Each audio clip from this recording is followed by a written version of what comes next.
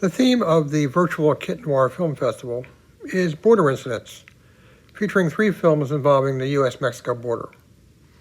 I was born and raised in Houston, Texas in the 1950s and 1960s, and I too had a border incident.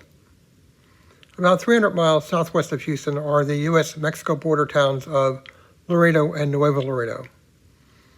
10 years after the release of Touch of Evil, when I was a young teenager, my Aunt Rose, my father's sister, and Uncle Joe came to visit us in Houston from their home in Clifton, New Jersey.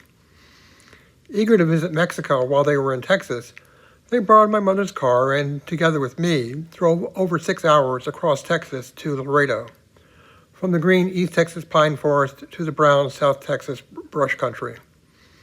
In Laredo, we stayed at a Holiday Inn motel known as the Nation's Innkeeper.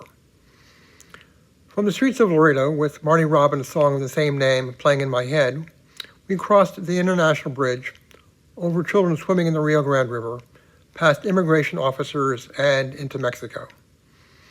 Walking along the colonnade-lined, paper-strewn streets of Nuevo Laredo, absorbing the smells of freshly fried corn tortillas, we went souvenir shopping in an old 2-story market.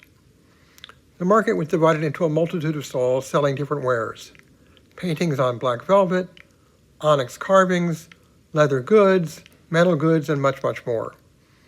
I recall the vivid colors of the black velvet paintings, mostly of Mexican scenes, but also of Elvis. And I recall the earthy smells of the leather goods, the narrow crowded aisles between the stalls, and the seeming chaos of the market. Having recently watched West Side Story on TV, I was eager to purchase a switchblade knife from a metal goods stall, which purchase was, much to my chagrin, quickly vetoed by my aunt. She didn't want me to get into trouble and create my own border incident. My second and slightly more acceptable choice to my aunt was a leather bullwhip, with which the snap of my wrist created a very large cracking sound. I had to promise not to use the whip on my brother when I got back to Houston. Bobby Fischer and chess were arranged in the late 1960s.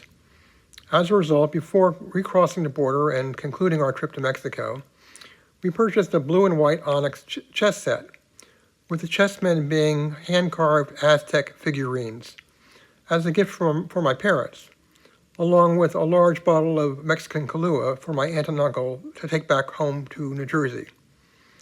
Over the years, my brother and I played many a game on that chessboard.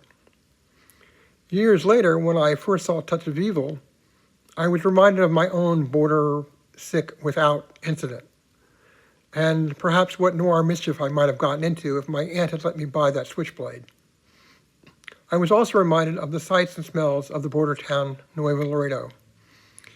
And one of the opening lines in Touch of Evil, spoken by the American Charleston Heston, curiously playing Vargas, a mustachioed, skin-darkened Mexican drug enforcement agent who had just married Susie, a blonde American woman played by Janet Leigh. The intermixing of opposites, light and darkness, so typical of noir. As they walked through the streets of the border town, Vargas declared, "Border towns bring out the worst in a country."